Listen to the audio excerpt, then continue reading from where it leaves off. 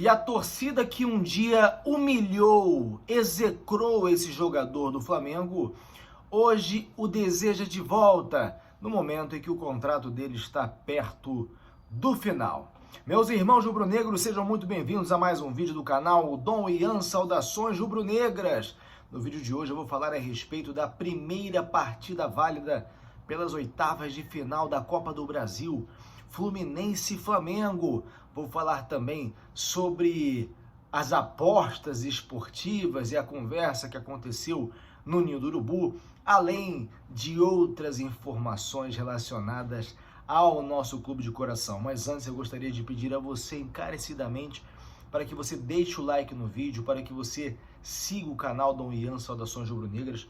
É agora o horário do almoço, eu vim almoçar em casa, já botei o meu manto sagrado para poder produzir conteúdo para vocês, daquele jeito que eu espero que atinja você. E eu preciso que você deixe o like para que o nosso vídeo possa chegar a outros irmãos rubro-negros. Para você que não me conhece, eu sou Dom Ian, advogado fanático pelo Flamengo, e o canal Dom Ian Saudações Rubro-Negras tem sede em Florianópolis, Santa Catarina. Torcida do Flamengo é gigante, meus irmãos.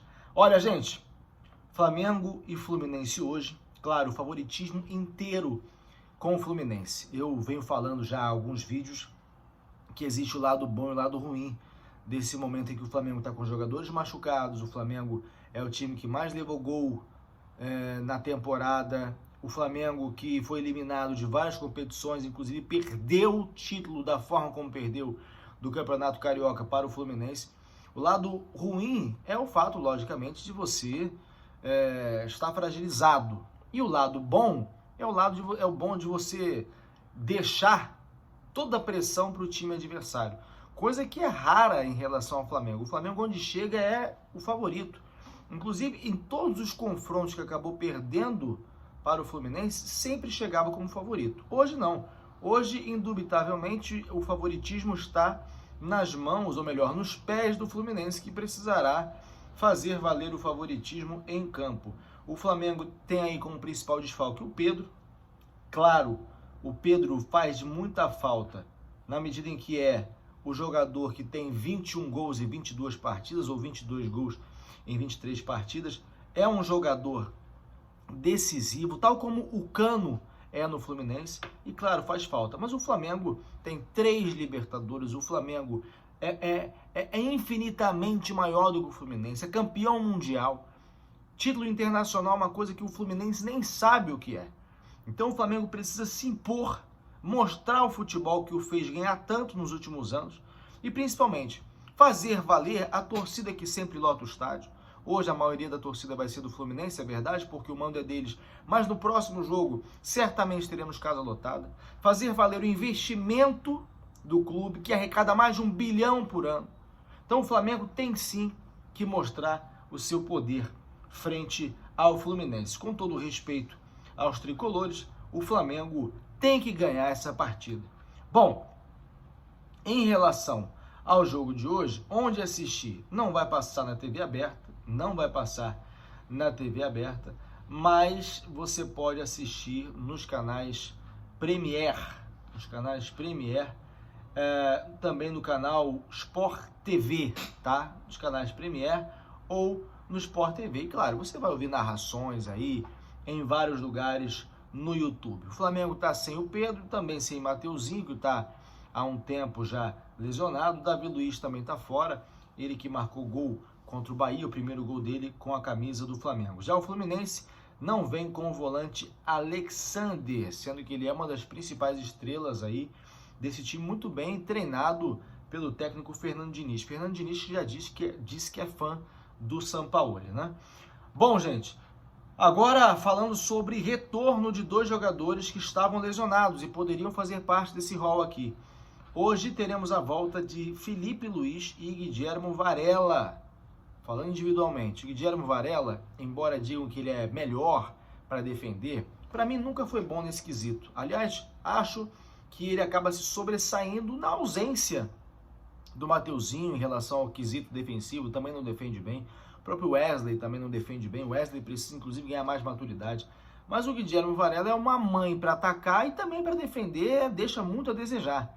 Então, é um retorno, ok, vai ficar no banco como opção, a depender do momento do jogo, pode entrar ou não.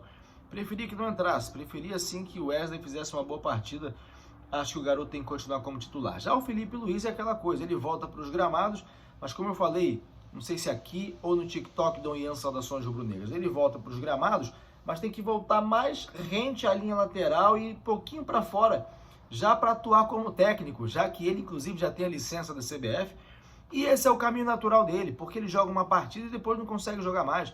É um daqueles casos de renovação de contrato que aconteceram no ano passado, mais em razão do histórico do jogador no clube do que propriamente pelo futebol apresentado no momento. Então esse erro não pode voltar a acontecer. Acredito que a tendência seja ele ser técnico. E concordo com muitos comentários que eu li dizendo: Felipe Luiz tem que começar na base, categoria de base até ir subindo, tem que ir devagar. Não precisa já começar como técnico do time principal, como fez o Rogério Ceni com o São Paulo. Geralmente não dá certo. Geralmente, como fez o Leonardo lá no Milan, o Seedorf no Milan. Não dá certo. Começa de baixo, começa devagarzinho e vai subindo. Bom, temos aí então o retorno desses dois jogadores. Agora falando aí em relação a jogadores que estão com o contrato perto do fim, vou falar aqui do Rodrigo Caio. Ontem eu falei no TikTok do Ian Saudações Rubro-Negras que daqui a 15 dias ele pode assinar contrato com qualquer outro clube e sair de graça do Flamengo. O Flamengo não o procurou para renovar, assim como também não procurou o Everton Ribeiro, que também tem um contrato terminando ao final de 2023. Também não procurou o Bruno Henrique, cujo contrato termina esse ano. E falando especificamente do Rodrigo Caio, o Rodrigo Caio, infelizmente, sofreu muitas lesões e não é mais o mesmo jogador. Aliás, o mesmo se aplica aos três que eu mencionei. Nenhum deles é o mesmo jogador. E o Rodrigo Caio, por mais incrível que pareça, é hoje desejo da torcida do clube que um dia, outrora, o humilhou. Estou falando da torcida do São Paulo.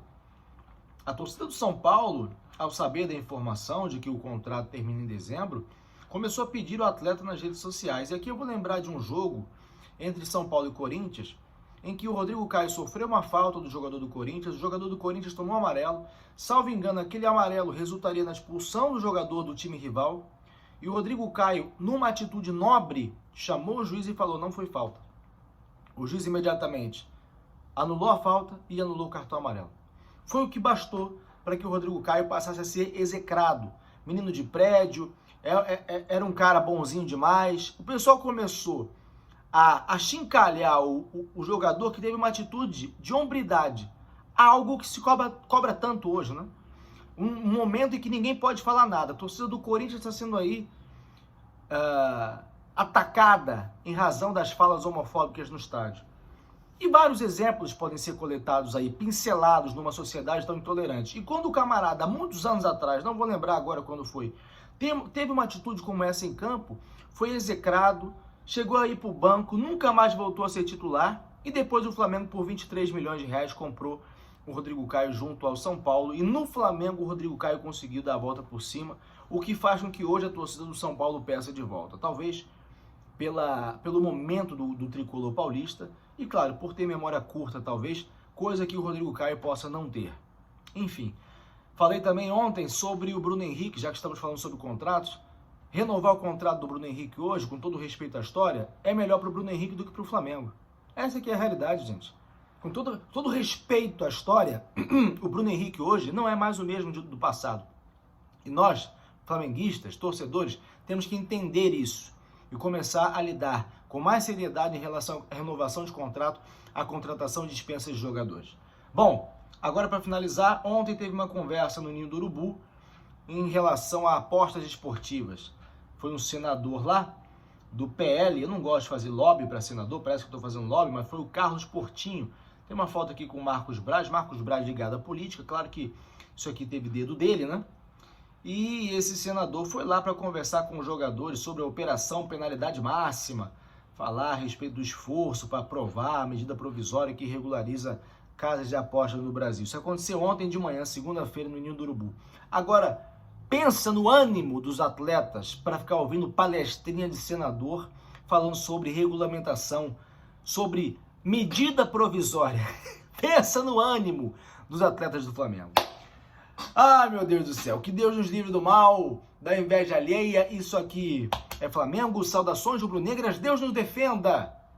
Flamengo, vejo você no próximo vídeo, siga o canal e também curta o nosso vídeo, isso nos ajuda muito. Um abraço, saudações rubro-negras.